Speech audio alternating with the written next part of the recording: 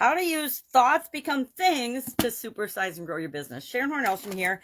Anyone who's ever written a book or written a report or created anything, gone to school, been a student, realizes that our thoughts, our ideas, things we think about can actually be manifest and become reality if we choose to take action on those thoughts or feelings or beliefs. This was this I don't know if it's an idiom, but it's become so popular since the movie The Secret and things like that came out. And there's been a lot more study of metaphysical and thoughts and the study of thought in the what, probably 19, when did that movie come out? The Secret, the 2000s, right? So in the 21st century, thoughts become things has become almost mainstream. Law of attraction. Bob Proctor is credited with saying thoughts become things, but he definitely didn't originate the idea that our thoughts have the ability, and today, our thoughts have the ability to create things in our lives, in our reality. Now, as a business owner, you're well aware that your business most likely started out as a thought or an idea. Maybe you had a pain, were working for someone else and you hated working for somebody else, and you decided that you needed to have your own business, and you started your own business in whatever area or aspect the business you're growing and building and supersizing happens to be in.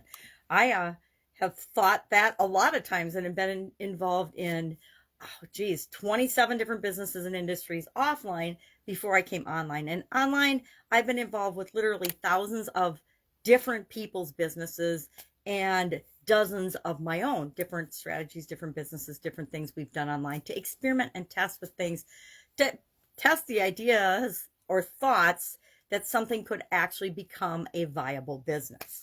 So Galileo is actually considered the father of the thought experiment.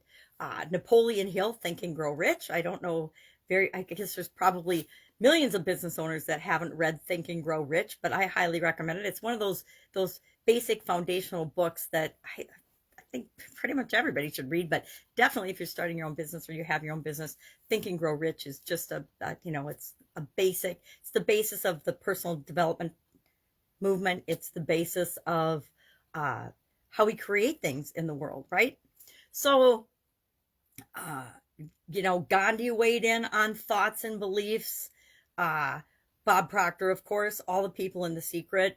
The law of attraction is basically thoughts become things. And that's, a topic for a different day and a different study. But this month, this next segment of idioms is going to be all in March about mindset, mental well-being, etc., because it coincides with our annual challenge, and we're focusing on mental this segment, the month of March.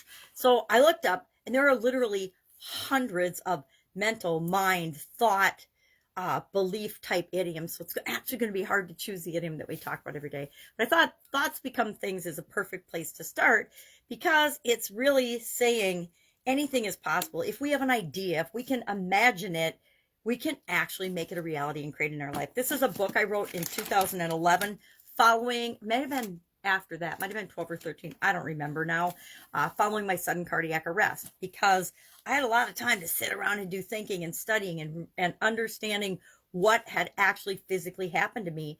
And if I'm taking 100% personal responsibility, I created that event in my life, not on a conscious level, but on a subconscious level, to get me out of the mess of my life that I had created at that time in different areas and aspects of my life. I was involved in businesses that weren't good for me, and industries that weren't good for me, with partners that weren't good for me, with my ex-husband who was not good for me, et cetera, et cetera, et cetera. And that was my answer to dead stopping, literally dead stopping, and then reimagining and recreating the life that I really wanted and I really should have been living all along, but I thought the life I was living was the life I should be living. So how does the idea that thoughts become things impact how you grow and build and supersize your business?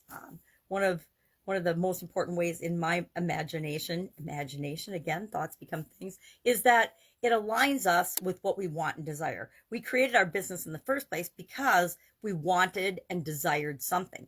Maybe we needed an income, but that always is fed from our wants and our desires. We talked about that last month when we covered the emotional well-being area and aspect of our life.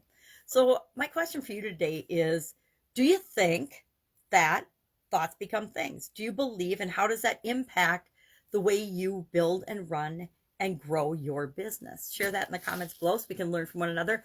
And I look forward to covering mental well-being idioms this month as part of this segment.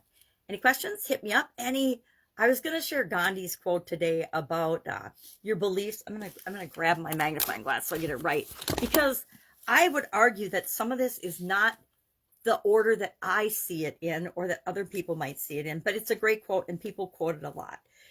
Your beliefs become your thoughts become your words become your actions become your habits become your values become your destiny. Now, I think that the values are kind of mixed up in the order, and the beliefs and thoughts and words, I think that the order that he shares those in are different than I personally experience them in, but they're all interconnected, and I think that that makes the quote valuable from that standpoint. Who am I to argue with Gandhi, right? He had more experience than I did with respect to maybe some of these things, destiny and core values and beliefs, etc.